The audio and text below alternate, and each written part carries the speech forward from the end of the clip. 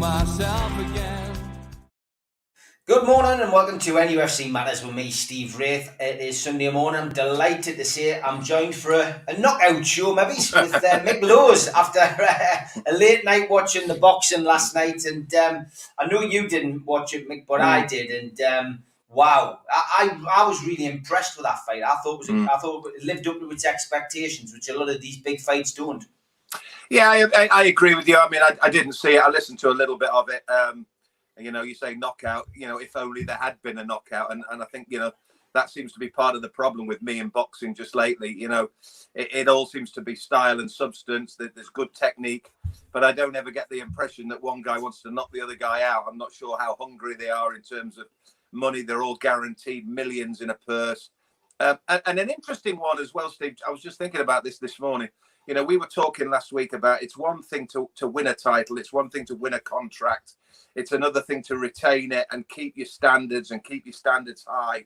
And it's amazing how often these days, you know, people win things and then take their eye off the ball. And I'm not saying that Anthony Joshua did that at all, because I didn't see the fight. But I just thought it was indicative of modern day sport that, you know, you get to the top of the tree and then you're not really bothered because you're so wealthy about maintaining that position. It's more, as I say, about the style and the show and the substance rather than and the purse, of course, is huge, rather than the kudos and the magnitude of, you know. Would you put your hand on I would not put my hand on a stack of Bibles now, and as brilliant as she was in the US Open, and say Emma Raducanu will win another tournament. Do you know what I mean? You know, you know, people come and go in sport. You know, it's very transient these days. And, you know, to use a musical phrase, there's a lot of one-hit wonders. I'm not saying Joshua is that at all. I'm not saying that Joshua can't come back. But the one thing I would say is, and you and I have a connection where you very kindly put me on a stage with Joshua, and I had an hour with a very, very, you know, very motivating, very articulate young man. But, you know, if you'd said to me coming off that stage, Steve, do you think he's a nasty fighter? You'd have said, no, not really. You know what I mean? And, you know, sometimes you have to be a bit nasty and a bit hungry, you know, to stay at that level. I don't know. Maybe he is, maybe he isn't. I just think the shame of it, and you know better than me, is we might have kissed goodbye in the immediate to the fight we all wanted to see, which was Fury against Joshua, which really rode my boat. You know what I mean? And I'm sure Sky, for starters, would have been praying that, you know, somewhere down the line they got Fury and Joshua together because of the contrasting styles, the contrasting personalities, everything about it. I just wonder whether that's on hold. You know better than me. Yeah, I look, you know, without disagreeing with you, I think you're right in a lot of ways. I think, yeah, I don't like what the sport's become. I think the fact that YouTubers are fighting each other now and getting in the ring, and that's getting millions of pounds in, and it's crazy. It's embarrassing to the sport. I felt AJ's entrance into the ring last night was embarrassing. It reminded me of Rocky. When Apollo Creed comes into the ring with his crown on, getting carried into the ring, and it's all showbiz. And although that must be a great spectacle when you're standing in, you know, Wembley, or you're standing at Tottenham's ground watching it, for me, you know, kissing people in the crowd and that as you're going in, I just think you set yourself up for a big fall, and he did, and Usyk, he schooled him, and this is what I've said all along. I think Fury would have done the same. May well still get the opportunity to do the same at some point. But Usyk really bucked the trend of a good big man always beats a good little man, because a good little man schooled AJ yesterday, and he would have knocked him out if it had gone on a minute longer. He had him on the ropes, wasn't throwing anything back. He would have knocked him out. And what a fight! It was a good fight. You see, I didn't even see the walk in, the walk to the ring. But you've just, without me even seeing it, you've just reinforced everything that I thought. Yeah. You know? And it's not just boxing, Steve. I'm thinking about the Cheltenham Festival. I went to the Cheltenham Festival in the 80s as a student. There was one man and a dog there. Now they're all there, but they're not there for the racing. They're there to say that they've been there. They're there to be they're there to be at the show. Do you know what I mean? So Cheltenham Festival, the Ryder Cup is a disgrace at the minute, the way that the crowds are behaving, because it's about me in the crowd. It's not about their behaviour and how courteous they are to the golfers. So the Ryder Cup, the Cheltenham Festivals, World Heavyweight Boxing, these major sporting spectacles, it's all about me, me, me. It's not about the sport anymore. And the competitors are as guilty. And I'll tell you why this brings me on to football nicely. Because, yesterday, Newcastle should win that game. And Newcastle would win that game if instead of worrying about how good the goal looked or how they were going to finish in a style which would lend itself to TV, lend itself to the fans. Instead of just putting their foot through it, Alan St. Maximin, or particularly, Murphy in the last minute, or Kieran Clark with a couple of headers, or Aston Villa winning at Manchester United, Aston Villa's goal. My great mate, Jonathan Pearce, I watch Match of the Day. Put a man on the post, Manchester United. They put a man on the post. They do the defending properly. The goal doesn't go in. Darryl Murphy puts his foot through the ball, or, late on in the game, Newcastle win the game.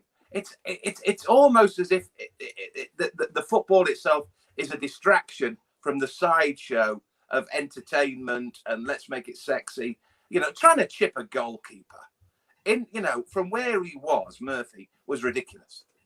Yeah, I mean, look, let's start talking about the game, and from my perspective, I think Steve Bruce really, again, he does seem to have a lucky, some kind of lucky rabbit's foot or something, because the injuries where everyone was, really concerned this week going into the game, we'd lost the Sells, we'd allegedly lost Willock, we've lost Wilson, as we know, forces the issue. He has to play players who maybe he wouldn't play.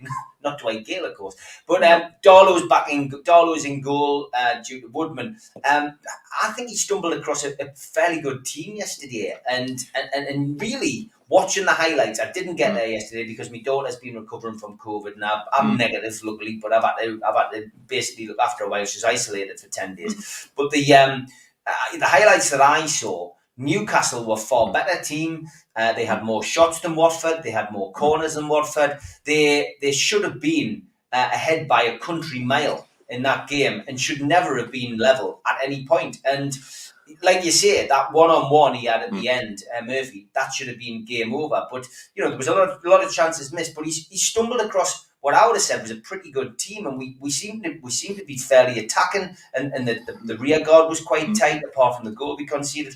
I was quite happy with that. I'm disappointed we only got a point, Mick. Do you know what it struck me as? And that's your interpretation of it, and you're right. And that's one way of interpreting. Basically what you're saying is he's picked that team, and he's got lucky, and it was basically born out of circumstance, so to speak, and the consequence of injuries.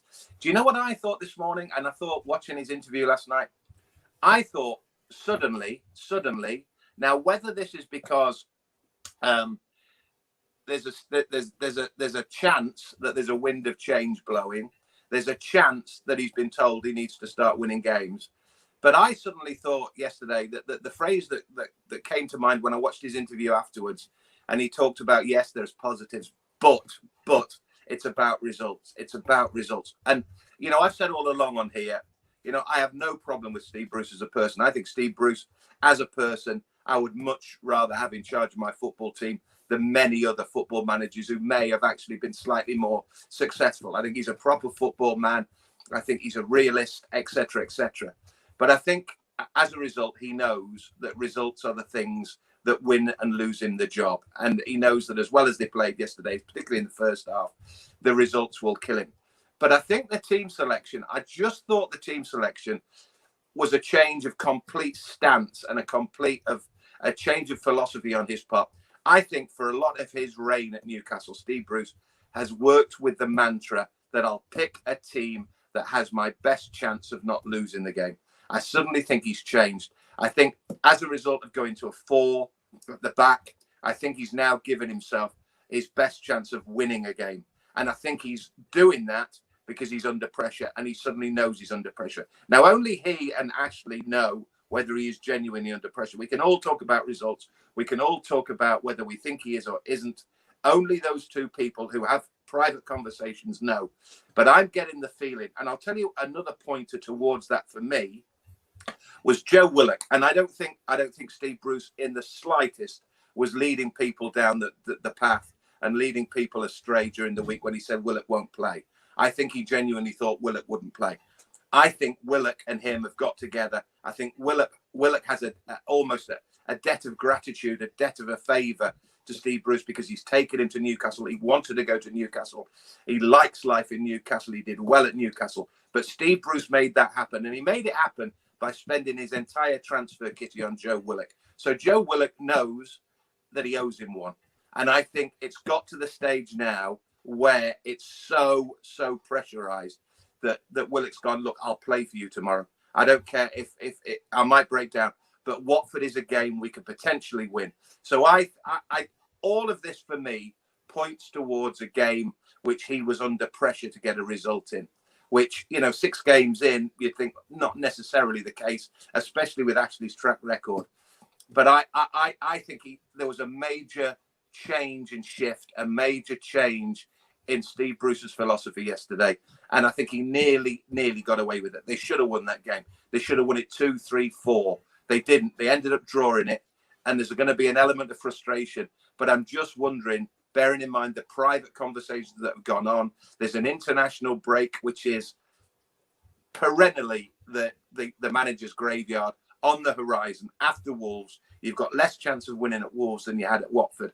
I'm just wondering whether he missed an opportunity yesterday, and he's sitting today thinking, God, that could have been the difference. Yeah, Sean Longstaff, we've talked about him before on the show. Obviously, someone who was on the outside looking in last season, along with his brother Matty. But he's had a run of games in the team now, and what a goal that was yesterday. Absolutely, and I think we said it on here last week, didn't we? I said there's very definitely a player in there. I said I think he needs to breathe. I think he needs to just calm down a little bit. I think he needs to concentrate on his game. What he did again yesterday, Steve, which he probably knows better than me, because you know your own game better than anybody else does. The manager will know it as well. He doesn't protect the ball well enough.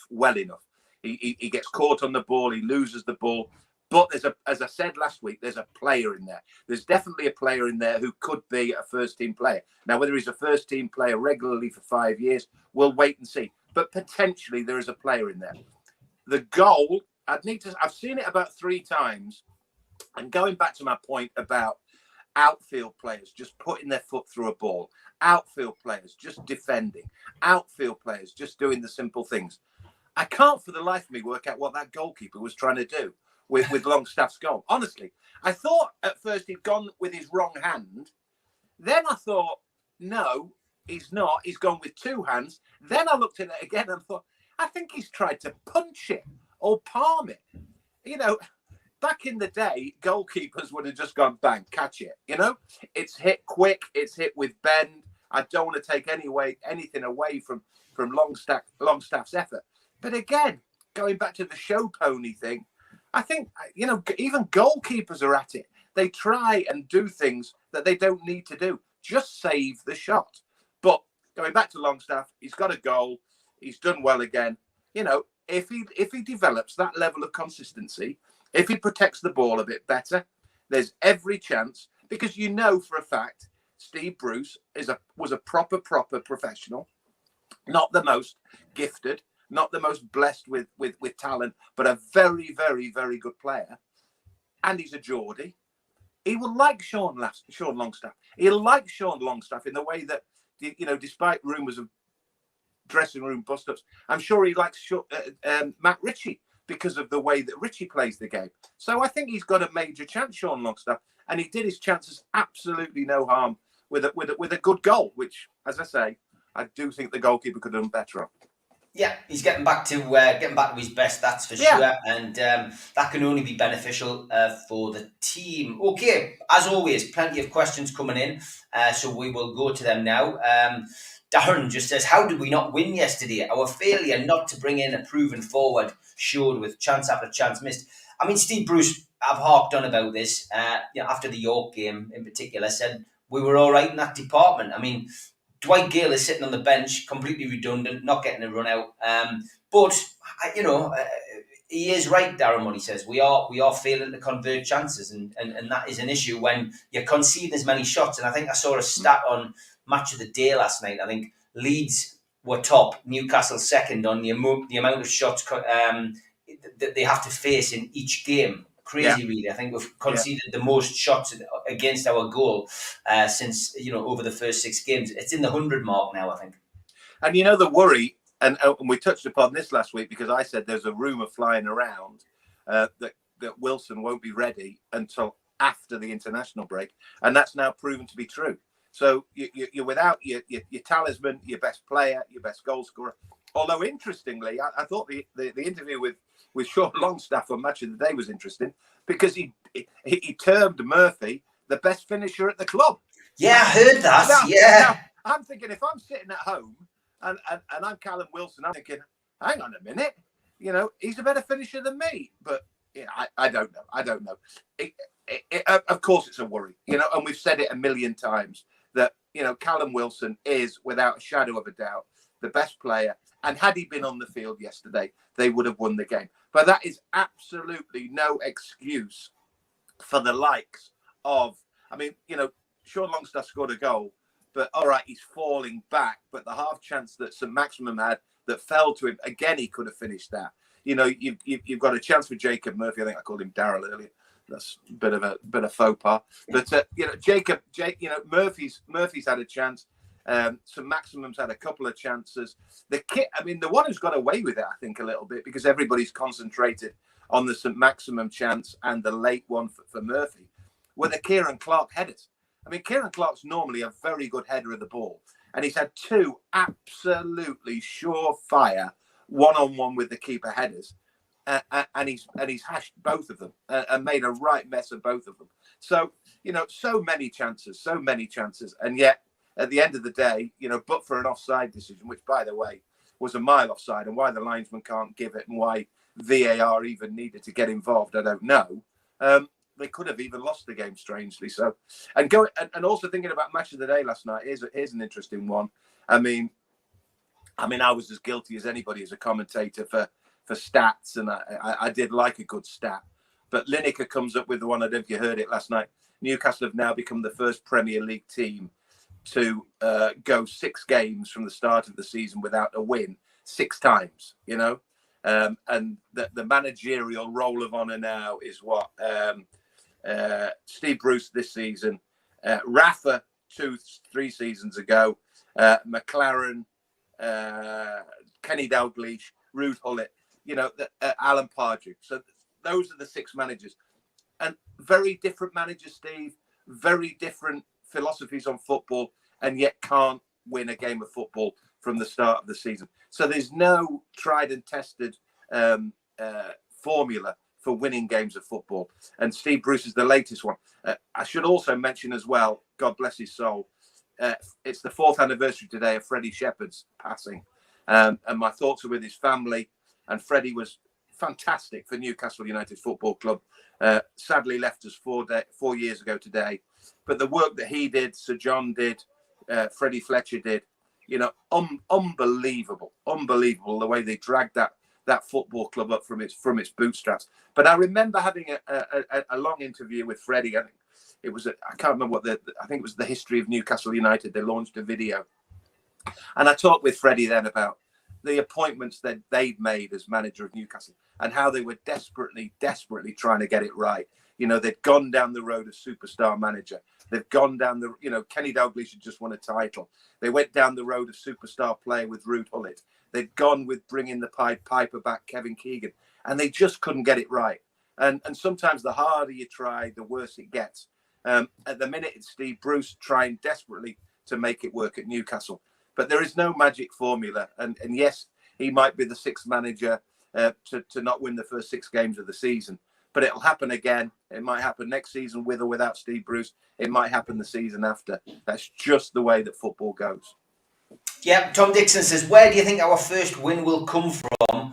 We've got Wolves away next week. I think that's where it needs to come from, and I've got a good feeling after yesterday's performance that that's where it'll come from. Well, I have to say, you did text me and say 1-0. I feared the worst, but I must admit a lot of that was based on the fact that I thought Joe Willock wasn't playing. Yeah. Not that Newcastle are a one-man team, but I did slightly pick up when I saw that Willock was on the team sheet. But fair play to you because, yes, they should have won the game. There's absolutely no doubt about it. They should be sitting this morning with one win from 6 games, as it is they're sitting with no wins from 6 games. Do you think that Wolverhampton Wanderers away is more difficult than Watford away? Once upon a time, and not so long ago, you would have said yes. Now I'm not sure. It's probably much of a muchness. So they've probably got as much chance of winning at Wolves as they did at Watford, and they really, really should have won at Watford. Now the problem is, Steve, that anyone who's been involved in football knows that 6 games becomes 7 games becomes 8.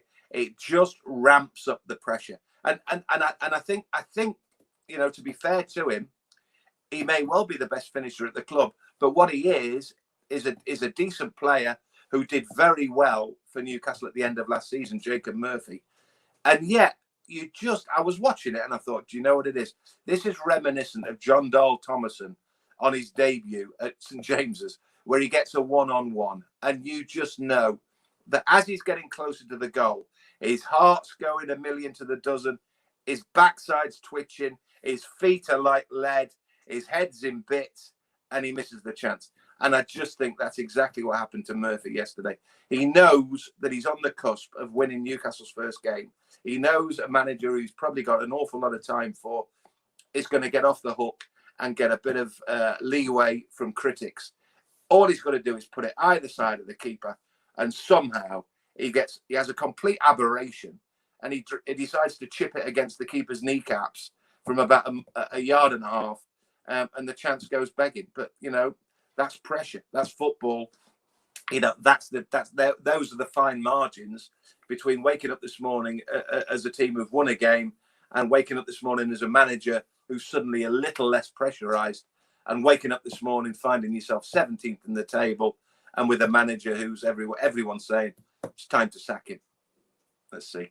Yeah, William says, morning Mick, if we go down, do you think we'll ever come back again? I think there's a lot of people concerned that, should we go down, and in the current environment with the way Mike Ashley is and not spending money, etc., that he wouldn't invest, this time round. And do you think we'd have the capability of bouncing back? It's not beyond the realms of possibility. The one thing I would say, Steve, is that, interestingly, the fixture, if anybody saw them, the fixtures in Division 3 yesterday, Division 3 as I would call it, Division or League Division 1 as they call it now. So yesterday you had Sunderland playing Bolton, and I can't remember what the order was, but you had Ipswich, Sheffield Wednesday, Charlton, and one other. You had 3 games in that division between sides who were Premier League teams not so long ago. So that's the warning. That's the warning. And we talked about Sunderland last week about, there by the grace of God go I. The one thing I would say about Newcastle is they defied the critics back in 08-09, and then they impressively, I use the word impressively, very tentatively, did exactly the same in 15-16, having been relegated in 14-15, which was one of those seasons where they started without winning a game in 6. Although, interestingly, in 08-09, they didn't go 6 games from the start of the season without winning a game. So not winning a game from the start of the season for 6 games isn't the be-all and end-all. But going back to the point he makes, I genuinely think they probably would survive, the Norwiches of this world seem to do it fairly regularly. One or two others. But, I think St James's is huge. I think players pull their finger out, for want of a better phrase, and I don't want to think of. I think my problem is I don't want to think about it. I don't want to think about the repercussions of relegation. I think we should get relegation out of our mind. What I would say is that on the subject of not winning a game in your first 6, I think Norwich are 6 straight defeats, and I think Norwich, because they almost take it as read that in our financial game plan, actually relegation isn't the worst thing in the world. So I think actually, even as we sit here now, Steve, in late September, I think you can write Norwich off. I think Newcastle are vying with 2 other teams for the last 2 relegation spots. Shoot me down in flames if you're a Norwich fan. Tell me differently, but I just think they're easy-ozy. I saw the interview with the manager last night, and I just thought, okay. He's saying the right things, but do they really care? Does it really matter to them? Not really. They pick up another however many million from Sky. They take it down. They bank it in East Anglia. They don't even need the parachute payments because they invariably bounce back straight away, having banked some of the Sky money. Life's fine for Norwich City. Norwich City and Newcastle United are like chalk and cheese. They are a million miles away, you know? Yeah, I would agree. Nick isn't the only person to say this on the show. He reckons Joelinton had another good spell yesterday where he kept possession of the ball 10 times in a row. He says, I counted it like Supermac does. He says, if he can continue to do that, he'll be okay for us. I mean, yeah, look, he's just doing the simple stuff, Mick. He's not going, he's not capable of doing anything more than that, but he's doing something which he wasn't doing when he first came to the club, I guess, and that comes with confidence in playing games. Steve, I don't want to keep banging on about Joelinton, and I've said what I've said about Joelinton. You'll never change my mind. No one will ever change my mind. But I don't want to be seen to be the guy who just bangs on about Joelinton. Joelinton is probably a perfectly nice human being. I'm pretty sure. You see, and I know this because I've been both sides of the fence. You know, I've been in that training ground, 2, 3, 4 times a week for 20 odd years, and I know there are players who are genuinely nice guys who genuinely, try. Who used to get pelters from the fans, and I used to defend them because they're nice guys. But I'm sorry, if I'm a football manager, I'm not picking someone because they're a nice guy. I'm not picking someone because they're pleasant. I'm picking someone because they're a footballer. I'm picking someone because they can help me win 3 points and help me keep my job if I'm a manager. And I don't care what people say. And I take on board the 40 million, and I say it every time we have a conversation about a player, and I'm not just talking about Joelinton. I'm going back years and years and years and years to talkings on the stage at the Fed Brewery with players and saying to them, you're not worth £1 million a week. And they say, of course I'm not. But if somebody wants to pay me that, then I'm not going to say no. And then they turn it around and say, if your boss has got you in and said, Mick, I want to give you £500,000 a week, you're not going to say I'm not worth it. So the money doesn't come into it. What comes into it for me is somebody who tries or doesn't try, has got ability or hasn't got ability. I'm not sure he's got as much ability as people think, and he definitely doesn't try as much as he should. He's got slightly better, but again, yesterday there was a shot that was spilled. He's muffed the rebound. I feel sorry for him in one way, but at the same time, my only sympathy for him is that somebody else has put that kid in a position he shouldn't be in. And Steve Bruce, at this minute in time, in the absence of Callum Wilson and the invisible man, Dwight Gale, has to play. Okay, big thank you to our sponsor, Spider VPN. For all your internet security, Google Spider VPN. They come up at the top of the search list. Thanks to skipsandbins.com, telephone 0800 25 45 25 3, email inquiries at skipsandbins.com, website www.skipsandbins.com, easy contract free and pay as you go waste collection.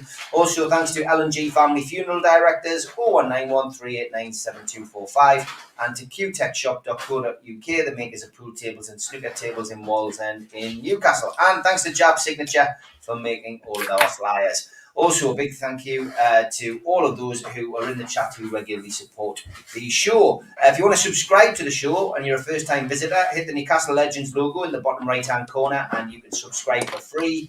7 shows a week as normal. Hit the thumb up to like the video. That's important for us. Click share to share to your other social media, and drop into the comments box to speak to like-minded Newcastle fans or to share an opinion on screen. We're also on iTunes, Spotify, and all the podcast providers. Again, it's free on there. Don't forget as well our website, nufcmatters.com. And if you want to get in touch with us, you can drop us a line on there. We've also got a few events coming up. Supermac and Gibbo will be on stage for the Christmas party, delayed from last year, which is in aid of the food bank. That's the 19th of November. Then we have Gavin Peacock on the 29th of October at the Tyneside Irish Centre as well. Tickets available for that and for an evening with Peter Beardsley, which is at the Irish Centre in Newcastle on St Andrew Street, just down from Gallagher on the 26th of November. All info and details for the events are on newcastlelegends.com. Have a look on there, and you will click shop, and it will take you straight to the place where you can buy tickets. And I am back a little later tonight. Me and Holly are going to do our show tonight at 6 o'clock. So a double blast of NUFC matters for you today. That will be 6 o'clock. So it's up there already. Set a reminder. Back to the questions. Nick says Longstaff is benefiting from a run of games. I think Fraser could do the same if he gets more consistent chance. What's your thoughts, Mick? I agree totally. And I really, I mean, you know, we've got the Dwight Gale conundrum. You know what is and what might be, you know, Dwight Gale's future at the club, or has he got a future at the club, or why has he got a contract? But the other one that has me scratching my head, probably more than Dwight Gale, because as I've said on here many times, I'm not sure how much use Dwight Gale is at top Premier League level, never mind Newcastle's level, is Ryan Fraser.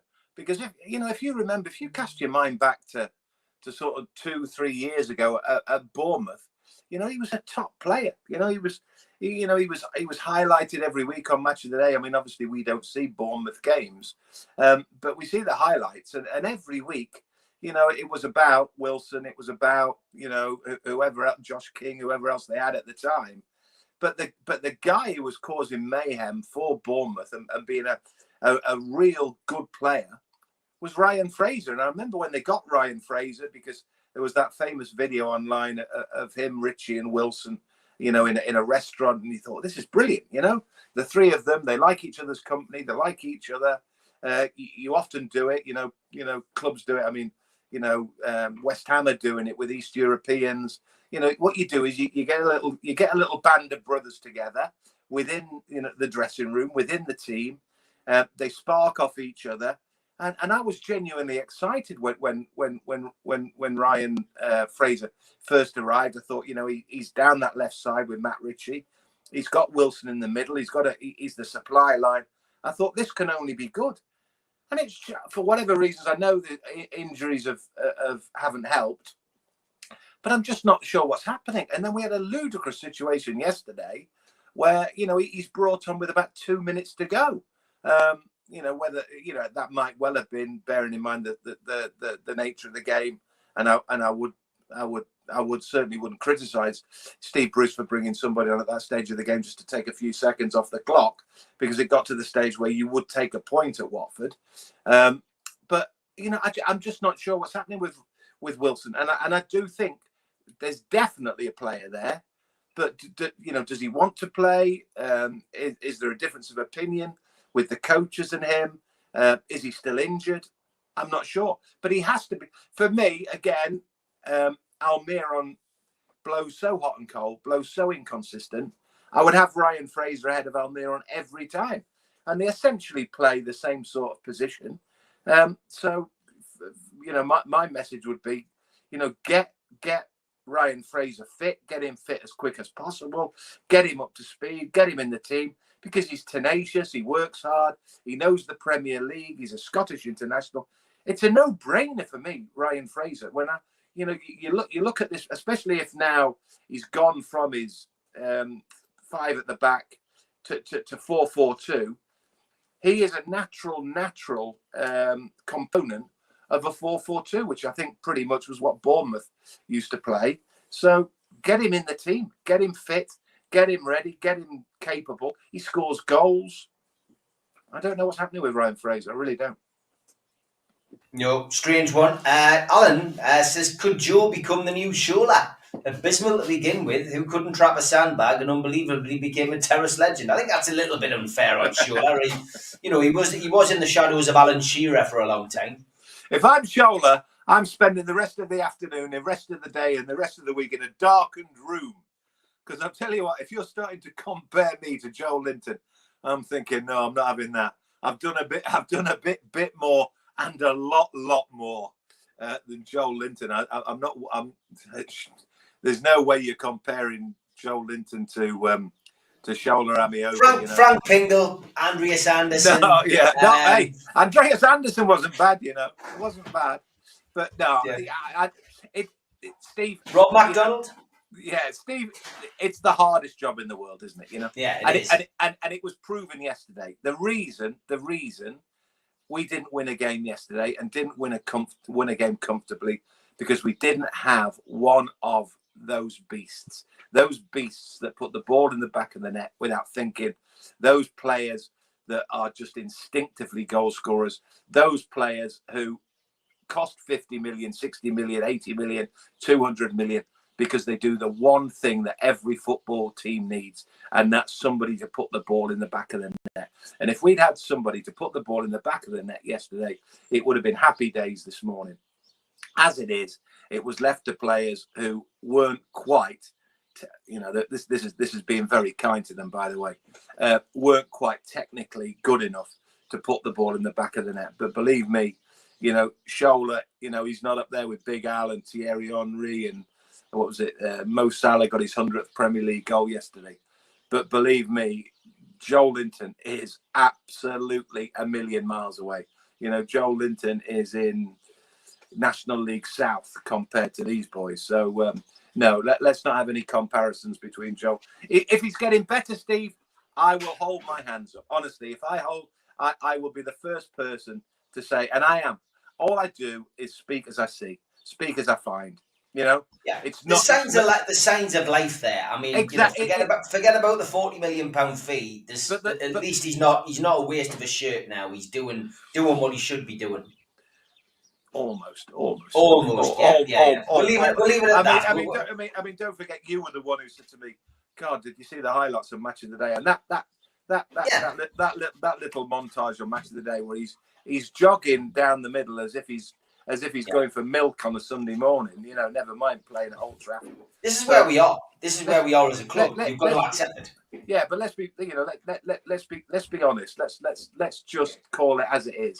And people should call it as it is. In the same way that, I think Steve Bruce will accept that if you call it as it is, if you say, look, you're in a position where, you really are in jeopardy, then I think he'll take it, But don't let it get personal, and don't let it get personal with Joelinton. My opinion of Joelinton is based solely on his ability or his non-ability as a footballer and the effort he puts in for Newcastle United. Simple as that. Yeah, Beach chucked in Stefan Givosh, the World Cup winner. Another one. But, we've had our fair share, it has to be said. Mark says, it was nice to see the change in formation. He says, I'm old school. I've always preferred 4-4-2. This is what I said at the top of the programme. Sometimes you get forced into making these changes and they end up working out. And, the last couple of weeks has seen that, Richie, But Steve, I don't think he was, go back to the point I made at the top of the programme. I genuinely don't think it was forced upon him. In so much as he had absolutely no option. He could, Steve, have played the 5. He could have. Maybe he saw something last week after he had to change at Leeds. Maybe, as I said at the top of the programme, maybe he has suddenly been told you've got to win games of football. Not lose games of football, which I think has been his mantra for much of his reign. Not lose, win. If you don't start winning, you're out of a job. I'm pretty. That looked to me last night like a bit of a last throw of the dice. That looked to me as if I'm throwing out my protecting my back four. I'm protecting my goalkeeper. I'm playing because it. Believe me, Steve. It doesn't actually logically make sense going to 4 because you haven't got the personnel. Matt Ritchie is going to struggle less in a 5 than he is in a 4 as an orthodox left back. But because he needs an extra midfield player and he needs an extra midfield player to create more chances, then he's gone 4-4-2 and he's left Matt Ritchie exposed potentially with Sarr, who's quick and is probably one of the most dangerous wingers in the Premier League. So again, that to me, and the fact that Willock plays, even though his foot's been in a pot all week, suggests to me that there was a little bit of last throw of the dice, desperation. I've got to start winning games rather than keep trying not to lose games, which was the whole basis of playing 5 at the back. So I honestly think I might be completely wrong, but I honestly think there's been conversations behind the scenes, and I think Steve Bruce might have been told in no uncertain terms, I can only back you for so long. You've got to start winning games of football. And as a result, he's gone, sod it. Let's go 4-4-2. Let's create chances. Let's try and win the game. And honestly, it very nearly came off. And but for some awful finishing, he could have won that game 3-0 and he would have been vindicated. And maybe there would have then been an upturn in fortunes. I don't know. He looked a bit, I've got to be honest, when he got interviewed on Match of the Day, and I haven't seen Sky's interview, he looked a bit haunted. And I think the opening question by the pundit, I'm not sure who it was. And that's exactly my point, Steve. And went, are you okay? Absolutely. And I think that's why. Because going back to the phrase I've used, I think he rolled the dice. I think he rolled the dice yesterday. I do. And I think he's thought afterwards, do you know what? I mean, I didn't see him at the time on the touchline. But I was listening to the commentary and somebody said, when Murphy missed the chance, his head apparently went to the heavens. And it was like, and can you imagine, that is giving him, 2 months grace, a month's grace. As it is, he wakes up this morning knowing he's going to have a conversation with Ashley, or Ashley knows that they've not won a game they should have won. I genuinely think he knew that because of some poor finishing, and this is where managers at the end of the day can do nothing about the failings of their players. He sent a team out that's clearly playing for him. It's 4-4-2. It's on the front foot. He's for once been brave. He's forgotten about the possibility. He's got a good goalkeeper in now. I'm not saying Freddie Woodman isn't a good goalkeeper, but he's got a Premier League goalkeeper who's got Premier League experience, and Darlow proved his worth yesterday. So at the back, they were a little bit more concrete. But going forward, they were a threat even without Wilson. And he knows. And that's why I think I agree with you totally. He looked to me at the end of the day as if, Christ, I've really missed a trick today. I should have won today. I rolled the dice. I picked a different team. I was brave. And he was brave to a degree. And I didn't win the game. And he knows, I think he knows, there's been conversations that if he's not careful, come the end of the Wolves game, because there is that international break, and international breaks are absolutely the time that the guillotine falls. Newcastle have done it a million times in the past with the Hullets, with the whoever's, Kenny's, early on in the season. And I would not be surprised if there have been conversations, and he knows that he really could have helped his cause by, with better finishing yesterday. And Neil says, morning guys. Mick, which was your favourite away ground that you commentated at? Good question, Neil. I mean, for different reasons. Anfield always got the hairs on the back of my neck. I mean, you honestly, you would never tire of "You'll Never Walk Alone." You would never. When that starts up at like 2 minutes to 3, you would have to be. You wouldn't. You couldn't have a human bone in your body if you didn't get emotional about that, home fan or away fan. So Anfield, and it did really boil down to the old school grounds. I mean, some were better than others. Old Trafford left me cold. Goodison was an awful place to work. Highbury, the old Highbury was good, but I would say of all of them, Anfield and the things that place does. Funny enough, I've never been to it since they built the new stand.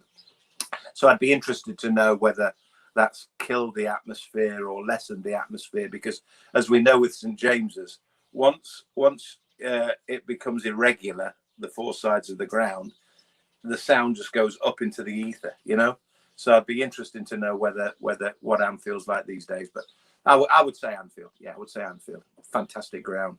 Fantastic football club. So many. You talked about Beardsley earlier. Beardsley, Dalglish, Kennedy, even modern day Didi Hamann, people like that. It was such a crossover of mentality. Play hard, work hard, working class. Proper football clubs. But yeah, I would say Anfield. Gary says, morning Mick, what's your favourite boozer, if you don't mind us asking? Boozer? Cool, there's too many to list. In Newcastle or wherever? Yeah, Newcastle, I think. I mean, we were always Rosies. I mean, Rosies was back in the day, going back to, halcyon days. Yeah, but Rosies has changed, in the same way that Anfield's changed, the same way that St James's has changed. As a pub, it's changed, but it's a great pub. It's a great old pub on the corner. It's close to the football ground. So yeah, maybe Rosies. Yeah, well, I'll expect a free pint next time I'm in Rosies. By the way, bit of free advertising. Why not? Bit of free advertising, exactly. I did. Yeah, my worry, Mick, as most fans know, that we very rarely play well away from home twice in a row, says Alan Thompson. So he fears the worst next week. And happy Saudi Arabia Day, apparently, says Gary Milligan. I didn't know there was such a thing. Gav Burns says, morning, Steve. Morning, Mick. Great show as always. I believe a lot of our problems seem to stem from the staff injuries players accompanying Newcastle. Yeah, I mean, look, there has been a lot of injuries, hasn't there, over the last couple of seasons, and soft tissue injuries. I think that was a big issue, wasn't it? And people were saying, people are quick to highlight Steve Bruce's past managerial jobs, and there has been a little bit of issue there. Does that come down to training and that, Mick, do you think? I just think it's circumstance, Steve. I think it's coincidence. Yeah. You can call it what you will. I think I've mentioned on here before. I remember famously Graham Souness, who I've got an awful lot of time for, and I still believe is the best pundit on TV and probably one of the best thinkers and talkers about football and knows the game inside out.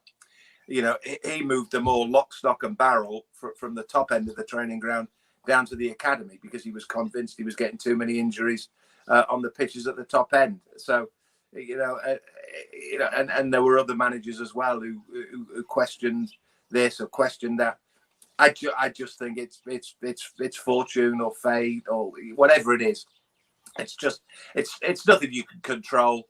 There is an argument these days that players are too highly strung, but then individual players have individual weaknesses. I mean, I think the great shame with Callum Wilson is, when people used to say to me he's got a history of injuries, it'll be tough to keep him fit. That's the reason why, one of the big teams didn't come in for him. When Newcastle came in for him, I sort of scratched my head and thought, really? But I'm sorry to say, I'm really sorry to say, both for him as a person and us as Newcastle United fans, it's beginning to look like he does have some sort of a physical weakness in terms of pulls and strains and whatever. He spends too much time injured, and your heart goes out to the lad himself because he just genuinely seems like a really, really good guy. He's a very, very talented footballer. But sometimes, you can blame the football club, you can blame the facilities, you can blame the manager. But I think ultimately it comes down to the physical makeup of the player himself. If the player himself is susceptible to injuries, if the player is too highly strung, and they are, Les Ferdinand was always a good point. And I remember talking to Les about this. If you ever looked at Les Ferdinand's, thighs, it was like getting a piece of elastic and pulling it as tight as you could. And the slightest thing on a hamstring would go because he was so highly strung. And a lot of them are highly strung. So hamstring injuries and strains and things like that happen all the time. Because all the time, the medical staff and the physiologists are trying to get the most out of their players. In some ways, what you want are old school players who are having a fag at half time, who look like they should be playing for the Dog and Duck on a Sunday morning, but actually get through 90 minutes for 465 games consistently. Yes, they might not do 100 meters in 10 seconds. Yes, they might not, be able to twist and turn like Rudolf Nureyev, but I'm telling you, they're good footballers and good players. So it depends what you want. If you want somebody to run and give Usain Bolt a run for his money, then you run the risk, as you do with sprinters generally, of pulling and tearing and doing whatever. But no, there should never be a conspiracy theory. There should never be a thought that Steve Bruce trains his players and gets them injured. Nonsense, absolute nonsense. Yeah, I would agree. And the Old Farmers Rest in the Haymarket, Gary, that was the greatest bar ever, that, mate. And that and the Broken Doll in Newcastle were my two favourites as a youngster. Well, I'm pretty sure I used to drink with the son of the lad who had the Farmers. Was the Farmers the one next to the bus station? Yeah, it used to be it's where Marks and Spencer's now is, Yeah, but it was yeah. right on the corner, had the best on the- jukebox. It was on the free. corner there. Yeah, yeah. Opposite the old supporters club. Yeah, I think when I arrived in '91, I think it was either being knocked down or was in the realms of being knocked down. But a mate of mine, Justin, was the son of the landlord. He used to tell some great tales about being sort of knee high to a grasshopper and walking around collecting glasses at 10 o'clock at night and stuff like that. But yeah, I didn't really know the Farmers. I tell you a good one. I remember a really nice story about I won me and the lads in Spittle Tongs used to put a quid into a kitty every Sunday to pick the winners of the old 4th division. And in 92, 93, I think it was because it was the promotion season. 92, 93. I won it with Cardiff. And I remember the last game of the season, I was more worried about what Cardiff were doing than what anybody else was doing. So they came around and they gave me the kitty. And the day that they gave me the kitty, and it was back then, it was about a couple of £100. It was the day that Newcastle were celebrating promotion. And we were all at the Civic Centre that night. And we were in the Civic Centre and the bar was free. And we were on the balcony and all the fans were outside the Civic Centre there. And I said to Dee, who was the receptionist, I don't know if you remember Dee, who was the receptionist in the old Milburn. No, it wouldn't have been Mark Stimson. It might have been Kevin Scott. David Kelly was definitely one of them. And I said, look, I've got £200 in my pocket that I've just won this bet from the lads at the Spittle Tongues. We need to go across the road. I need to buy you a pint. I need to spend this money because I've won it. And Inventions, remember Inventions? Yeah, I do. Yeah, yeah. We walked across the road to Inventions and had a pint and came back. But that was another good bar back in the day. Yeah, some great places. I think I've often felt about doing a show on here. I might do one about old boozers. It was quite good. Callum Wilson. I used to have a poster. I'd be interested if anyone else has got this, and I kept it for years. And it was like a cartoon, and it was about the size of, well, like a poster size. And it was every pub in Newcastle. And is it black and white? Yes, black and white. I've got one. It's a bit battered. It's a bit battered and torn. I'll dig it out from the loft and I'll try and photograph it, and we'll stick it up next time we're on. Dig it out, because I had it for years, and I think it was must have been when I moved or whatever, and I lost it, but I kept it religiously because it was brilliant. And like you say, it was like cartoon form, and it had Grey Street and all the it was great stuff. Yeah. Yeah, fantastic. Callum Wilson's into the Duncan Ferguson. I don't think he's quite like that, but I know what you mean. Obviously, you're having a pop about the injury there. Bede says, do you think we will entertain Everton if they make an offer for Sean Longstaff? I mean, obviously, there's rumours that Rafa was going to come back and have a look at him. Do you think that's something Newcastle would entertain? I don't think I'm being unkind, Steve, but I don't think Sean Longstaff's at that level just yet. I really don't.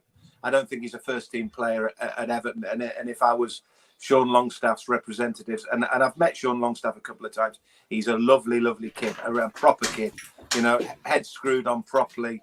I know he had his head turned and, obviously his brother as well. But if it was down to me, I would say, look, it might not seem at this minute in time to be the best place in the world, but stick at Newcastle, get your head down, make yourself a first-team player. Make yourself a player who's integrally part of that midfield. Start impressing people. If you need to leave Newcastle, then you need to leave Newcastle.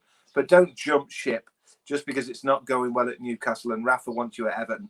Because if you're realistic, if you're honest with yourself, I don't think he's going to get a regular game at Everton. They've got some good players. It was shown again yesterday. They've comfortably beaten Norwich. They've comfortably won games at the start of the season. I can see why Rafa would want him, but I don't think Rafa, without wanting to sort of second guess Rafa, I don't think Rafa wants him as a first team player at Goodison. No, I would agree. Last 5 minutes of the show, Mark says, Mick, I love the dog and duck quote. For me, that's my new names for Ashley and Charlie, the dog and duck. Thomas, which one's the dog? Which one's the dog, and which one's the duck? Paul says, remember the Bentham Jockey pub when I lived near there? The appropriate song for that place was Walking on Broken Glass by Annie Lennox. That's how rough it was. Yeah, the Alsatians used to go around in pairs in there, Paul. Yeah. I do believe.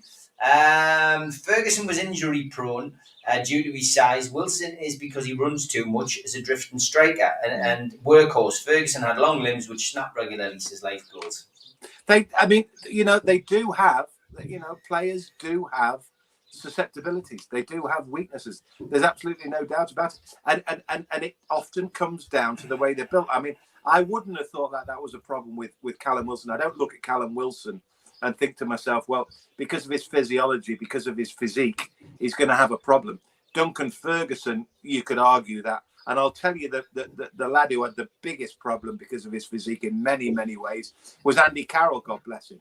And Andy Carroll was a complete one-off physically. And for every bit of his physique that lent itself to him being a real menace and a real good player and a player that the defenders couldn't cope with, the other side of the coin was, he's coming down on ankles that are like that, with the weight and the height that he is. So he had problems, he had problems all over the place. But that was because he was a force of nature, Andy Carroll. Now, I wouldn't have thought that argument applied to Callum Wilson. I look at Callum Wilson and he's almost got the physique of the perfect footballer. He's not a million miles away from Big Al or somewhere like that. He's solid. He's what, 5'11", 6 foot. He looks to me like he wouldn't have a problem physically, but he clearly has. And the problem is, Steve, somewhere down the line, if somebody's played you time and time again with an injury, it's weakened that area of the body. So it may well be that in the past he's not been treated properly or not been dealt with properly. Maybe because he himself wanted to play, and as a result, Newcastle are picking up the pieces now because that area of his body is weaker than it should be. Yeah, Wilson just needs to play as a central striker. None of this running out wide stuff. Even if he sets up a chance, nobody else can finish it. John says he loved Lennon's before and after the match. I know we've had a shout out for the Adelphi there as well, which was another good bar. And Paul says, we'll finish off with this. Thoughts on Wolves, Mick? He says, I'm going 1-1 again. Well, I think the good news is that, and obviously because they lost their manager and a highly inspirational and very good manager to Tottenham. They aren't the force that they were. I mean, force is being kind to them, but they were very, very good 3 or 4 years ago. Once they'd been promoted, they were a real surprise package. It was a difficult place to go. Now, it doesn't hold any fears. And the one thing I would say as well is, unless it's my imagination, the years I've been to Molineux, and I can remember Molineux, I don't know if you can, Steve, when one side of the ground was shut and they opened that huge stand on the far side, and you were about 50 yards from the pitch on one side. It was completely lopsided. But unless it's my imagination, I've always thought of Molineux as a big pitch, and I think big pitches lend themselves to Newcastle, because the one thing we do is we break well and we break with pace. And yes, you need Almiron on his game, or you need Ryan Fraser on his game. You definitely need some maximum on his game, but we've got legs in midfield. Longstaff and Willock, can do a job in there. Leave Hayden as sort of like the controlling player. So I think in the same way that we could, Watford's tight and Watford's it's a narrow pitch. I know they're all essentially the same sort of size, but I think there are possibilities with Wolves. Wolves are definitely at this minute in time not pulling up trees. What will be very interesting is if they don't get a result against Wolves. Going back to everything I've said about the impression that I got that he's changed tack, that he's changed philosophy. I think he'll probably again go 4-4-2, and again that will tell me that he's had words with the owner, and the owner has said, look, I can back you for so long, but you need to start getting results. And if he doesn't get a result at Wolves, with an international break to follow, and then Tottenham, I think, home next one up after that, and in the middle of October, that could be a very, very long week for Newcastle and a very long week for Steve Bruce. Yeah, Stu tells us a lot about you. You enjoy Blue Velvet, mate. Very good. And Nick, good to have you on. Great show, gents. Great to be able to watch live from Melbourne. Have a good day. I'm sure you're getting better weather than us. That hour always goes very quickly. Great to have you on, Mick. Look forward to catching up with you next week, mate, and speak to you during the week. Take care, pal. You're welcome. Take care. See you later.